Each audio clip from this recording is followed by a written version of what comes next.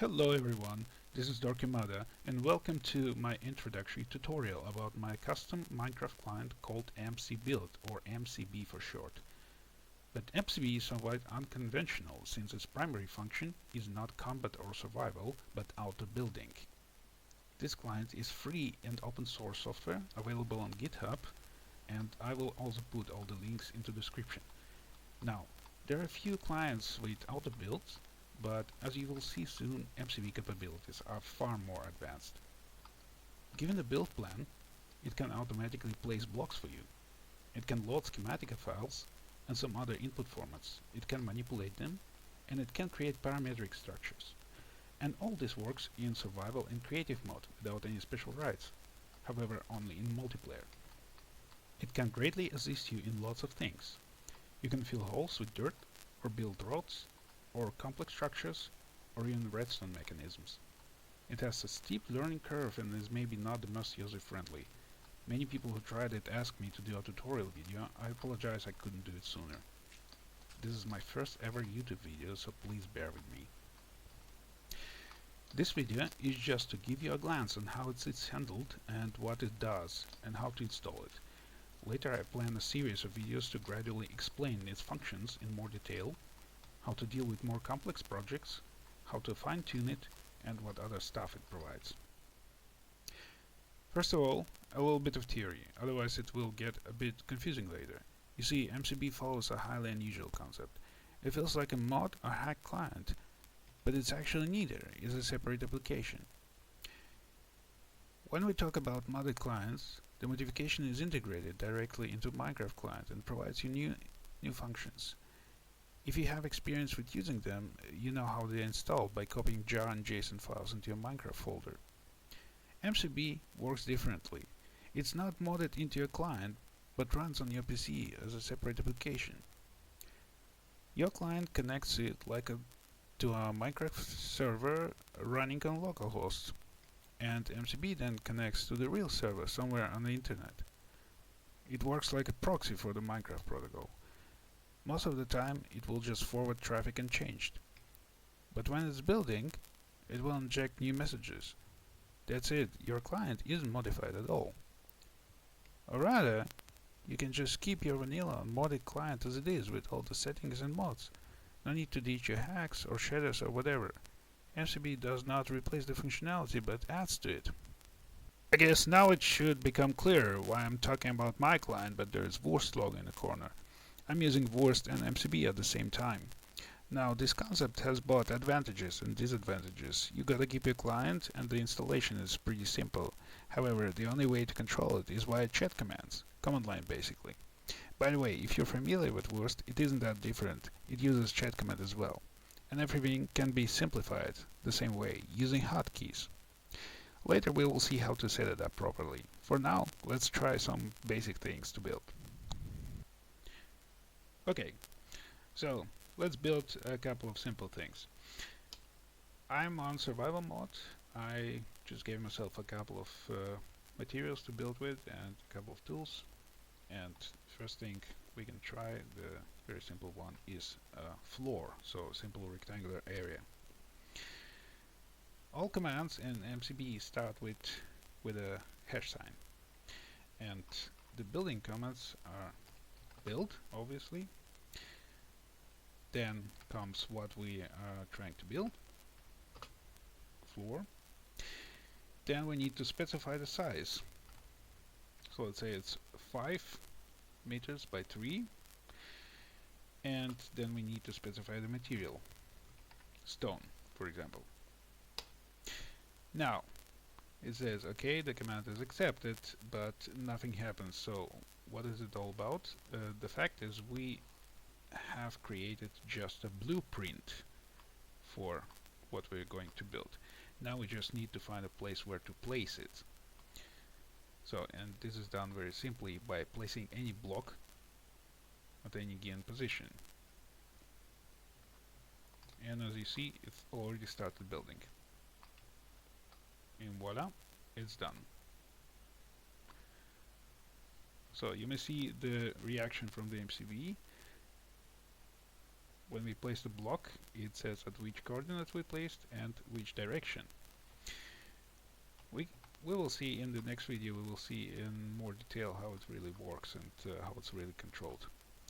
For now, let's try something more interesting. For example, build ring with diameter 9 meters. So now you see I did not specify the material, but since I'm holding a block of cobblestone, the client will automatically assume that you want to use cobblestone. So you have a choice. It's more simple. It's a simple way to specify your material simply by holding a block that you want to build with. Otherwise, you can specify it explicitly. And here you go. The ring is placed. Now we can try to combine a couple of things. Let's take the same ring, and now we're still holding this blueprint. Let's modify this blueprint. We can say build, extend up, let's say 3 times. What happens is that we took this ring exactly like this one and extended it 3 times up, thus creating a circular wall. So this way you can build a circle tower or something.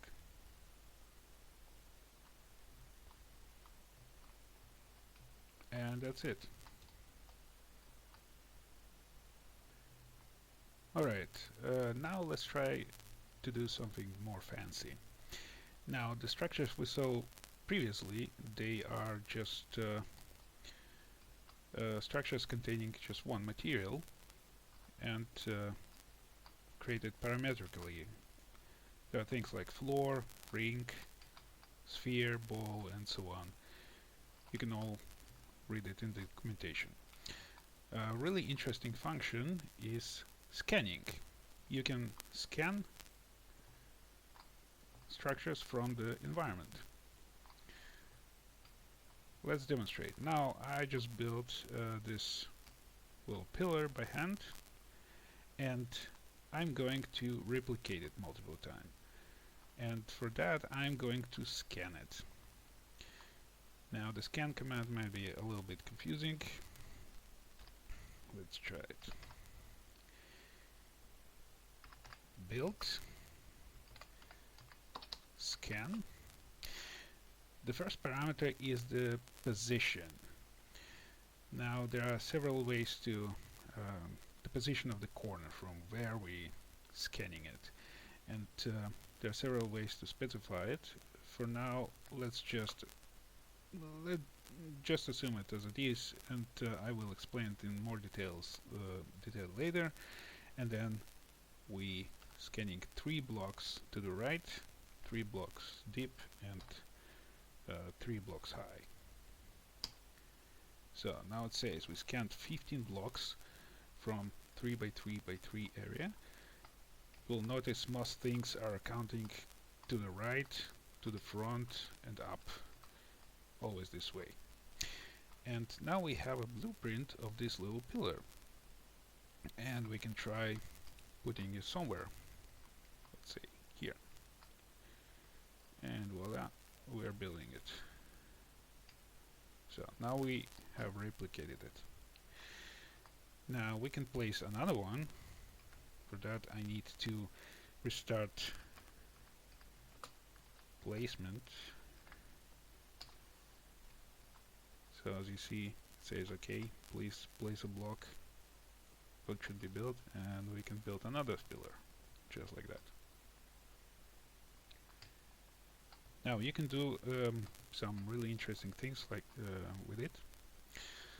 Let's demonstrate. Let's build a checkered floor around it. Now this is something more complex than just normal floor consisting of just one single material. Let's build a small segment by hand. Then we scan it. So 1 means basically one block in front of me. So this birch slab will become the cornerstone. So scan 1, that's 2 by 2 by 1 block. Okay, so we scanned 4 blocks.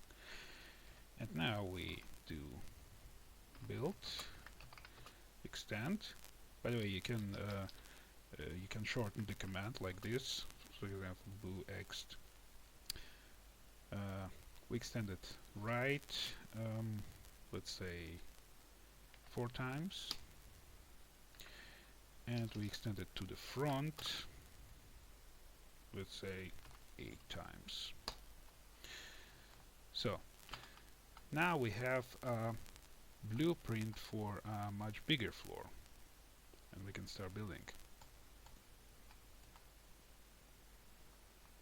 Now it covers the entire area, and obviously it does not place blocks over blocks that have already been placed, so our pillars are safe.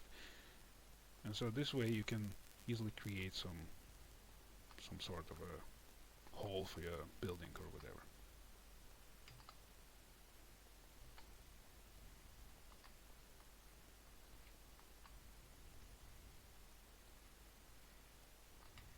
Now, that was easy, wasn't it? Okay, the last thing I can show you today is how to build the schematics, or how to load them, the schematics. By the way, I noticed that while I was building the last thing, I had accidentally switched to creative mode just to get the materials, but you see, there is no difference. It's just that in creative mode it works as well, just that your materials aren't wasted. So now I'm switched back to survival mode, and we can load schematic by using build as load, so schematic load, and let's load. This is one schematic that you will find pre-installed. Let's say it's one that I made myself, and you see it over 3,692 blocks were loaded, and we can place it just the same way. Okay, just a second, it already started building something. But let's step back for a second and use a different function, very interesting function. We want to preview, because it's a large structure, and of course you want to see first what it looks like. So let's say build preview,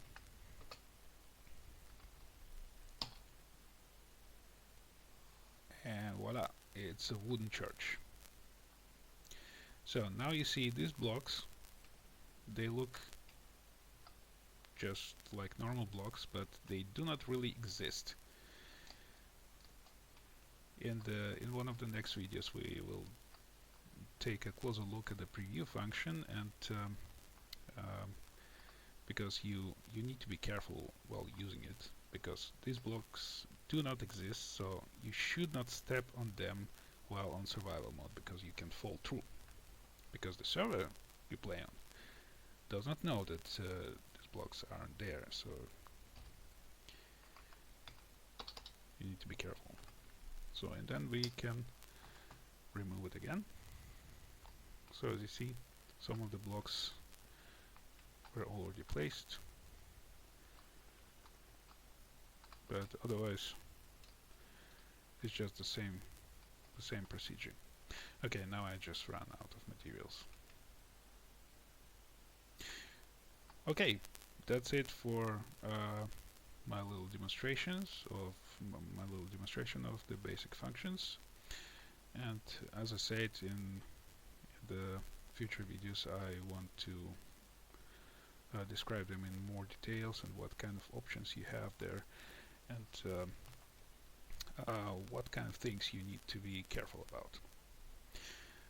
Alright guys, now we saw some basic building functions, and I hope you enjoyed them. At the end of this video I initially wanted to show you the installation process, but now I realize the video is running over 50 minutes already, and I guess I won't manage it, so I decided to postpone it to the next episode and leave it by this one just by introduction.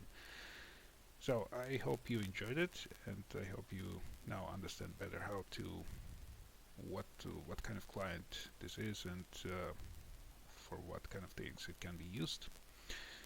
And see you later.